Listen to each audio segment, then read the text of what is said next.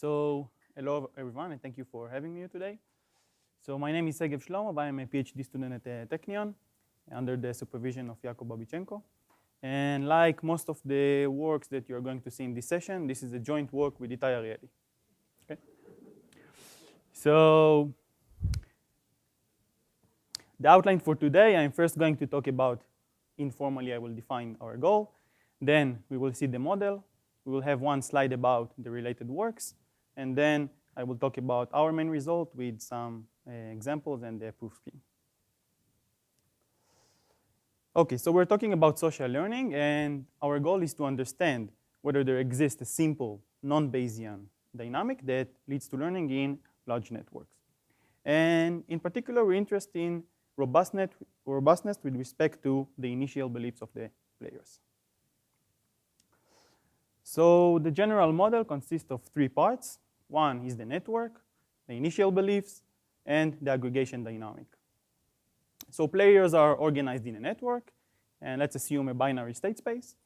And at the first period, each one of the players receive conditionally IID signals and form an initial belief.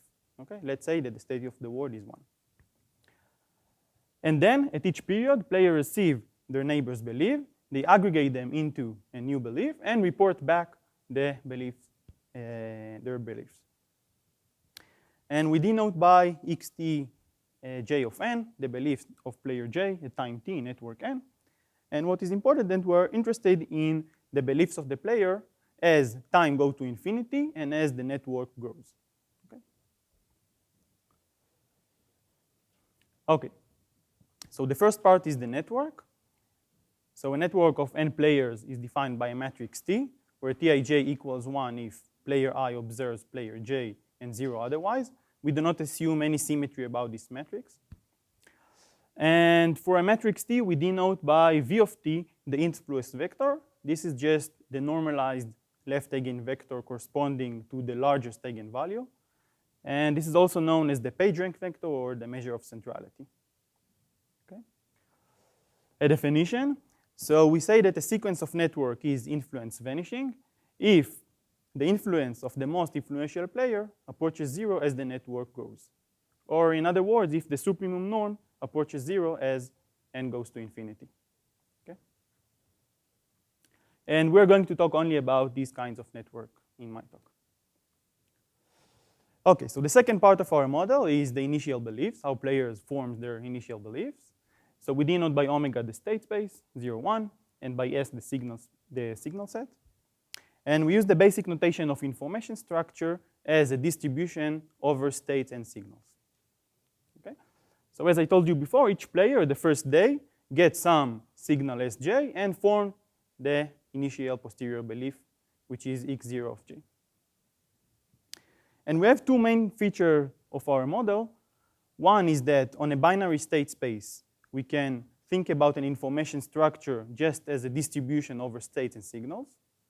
Okay? So from now on, just think about information structure as some distribution over the closed interval 0, 1. Okay?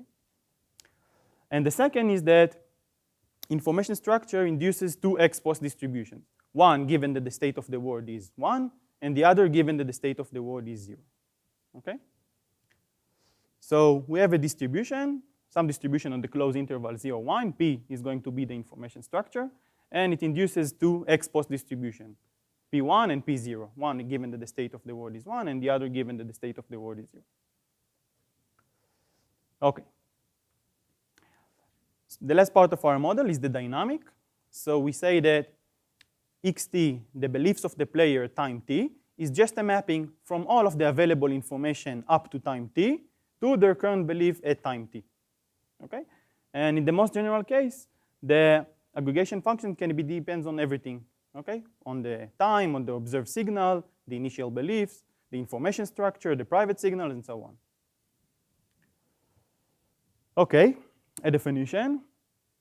So a learning dynamic is information structure independent if the way people aggregate the information does not depend on the information structure, on the initial signals. Okay?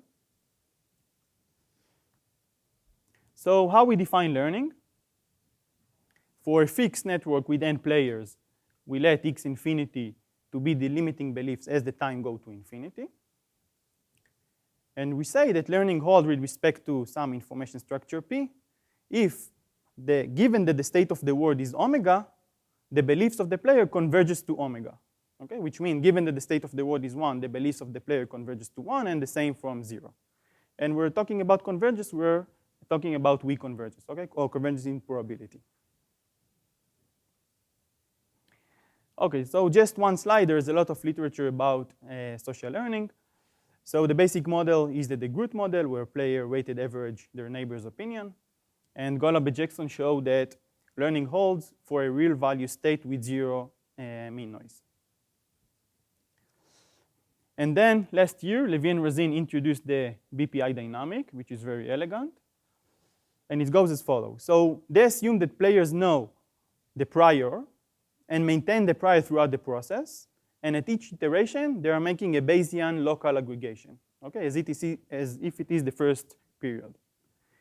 Okay, so for example, if the prior is half, then you can see the aggregation function at equation 3. Okay, and they show that you can learn. So as long as you maintain the prior throughout the process, you can learn even general state space.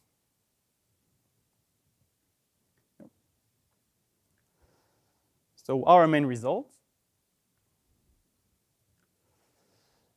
So we're trying to establish a robust dynamic that leads to learning with respect to a class of information structure simultaneously. Okay? So for example, the BPI dynamic is perfect if our class consists only of fixed prior information structure. So now we have a class, which noted as B, and so we have a class of information structure given that the state of the word is 1, and a class of information structures given that the state of the word is 0. And the main idea is we're looking for one dynamic, one virtual dynamic that will fit all of the information structure in the class. Okay?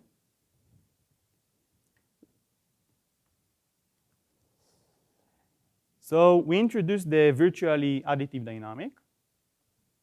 We say that a virtuality additive dynamic with respect to some function f is defined by equation 4.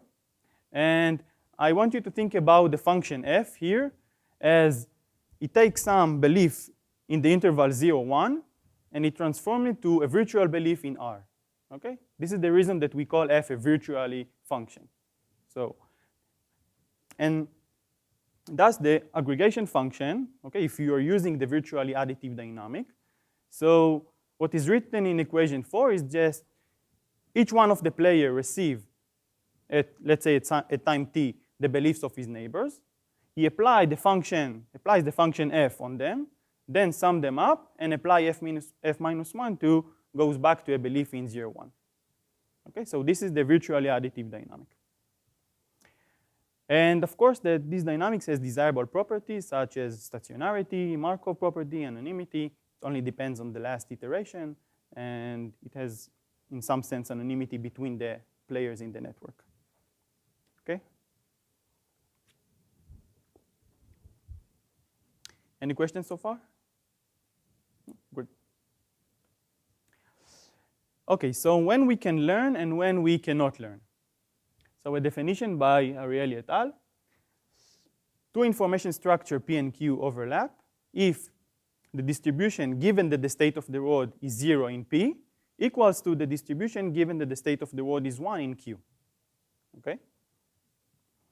And of course that if your class has some overlapping information structure, then you cannot learn. Why? So just look at 5 and 6, and you cannot expect the beliefs of the player to converge both to 0 and to 1 in probability if it is the same probability. Okay? So if our class contains overlapping information structure, then there is no learning. Okay, so when we can learn. So just a quick reminder that we say that information structure, that we say that learning hold with respect to information structure P if the beliefs of the player, given that the state of the word is omega, the belief of the player converges to omega. And in the same way, we're saying that a class of information structure is learnable if there exists one virtually additive function, or at least one, which learning holds for every information structure P. Okay, so again, we're looking for one dynamic for all of the information structure in the class. Okay, so our main theorem states the following. If our class is compact and convex, then it is learnable if and only if P does not contain overlapping information structures. Which basically means that the one obvious obstacle to learning is in fact the only obstacle, and even a relatively simple class of rules learn robustly.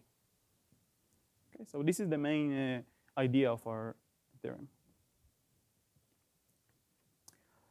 So just one slide about the proof of our main theorem.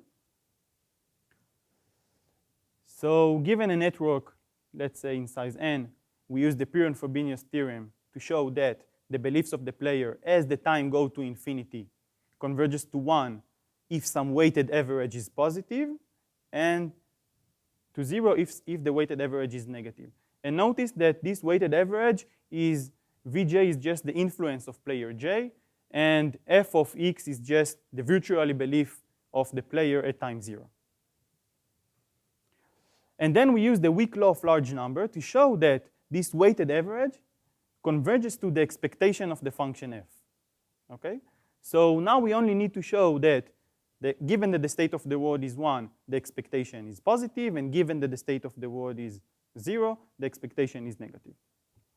And so we use the fact that P is compact and convex, and we prove that also P0 and P1, the ex post distribution class, are also compact and convex. And two compact convex classes, you can separate them by the Hahn-Banach separation theorem, and then you can achieve learning. And we only need to show that if there exists a separating function, then there exists a surjective separating function in order to our dynamic to be well defined. Okay, and then we show it in the end. And as a corollary of our result, if you can find some function f that can separate P0 and P1, the classes, then by using this f as a virtually additive function, you can achieve learning. Okay, some examples. So the first basic example is the class which consists of the support 0.2, 0.5, and 0.8 with some parameters alpha and beta. And as you can see in A, the classes P1 and P0 can be separated. There is no overlapping, and thus we can learn. On the contrary, on case B, there is an overlapping between the two classes, and so we cannot learn. Another important example is the class of fixed prior information structure. Okay? When we say fixed prior, we mean that the expectation of each one of the distribution is just a constant, let's say mu. So you already saw that the BPI dynamic is good for this kind of classes.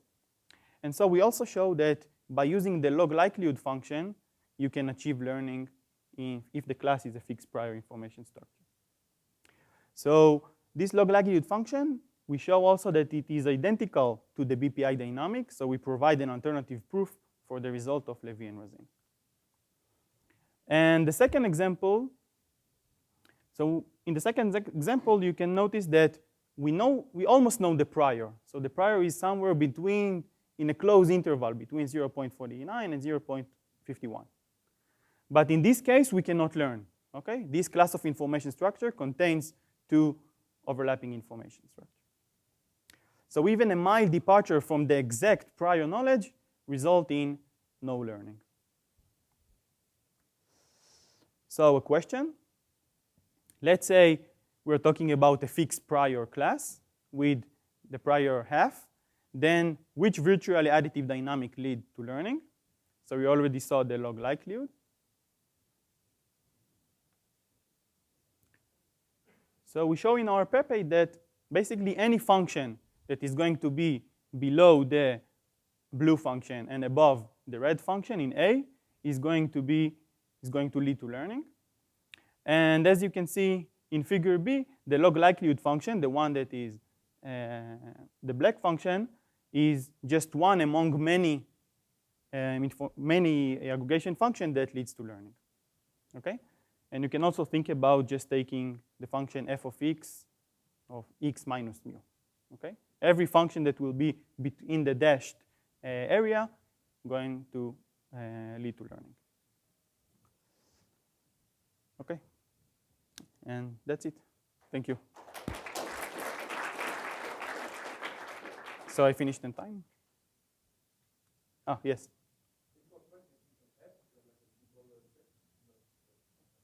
Sorry, I can't hear you. Can I construct the function f? So it depends on the class of information structure. Okay, so for example, you saw that if the class is a fixed prior, I can easily find the function f. If I have a convex hull of what? This is a good question.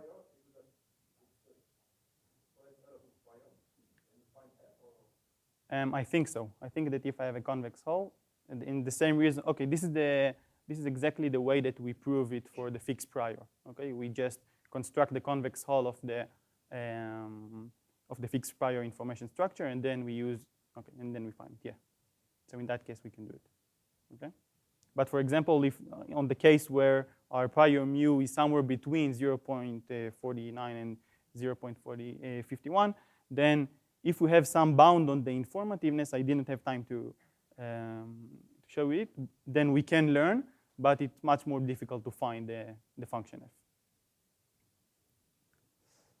More questions? Okay, so thank you.